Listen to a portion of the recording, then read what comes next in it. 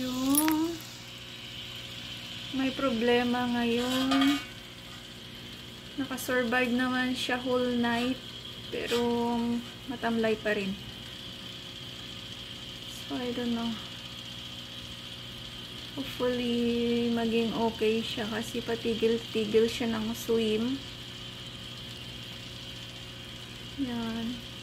I hope hindi siya matuluyan. Galaw naman siya.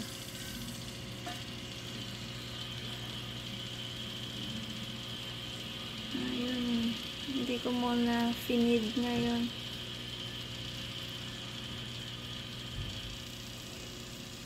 Hindi na ako magpapakain ng Tubifex.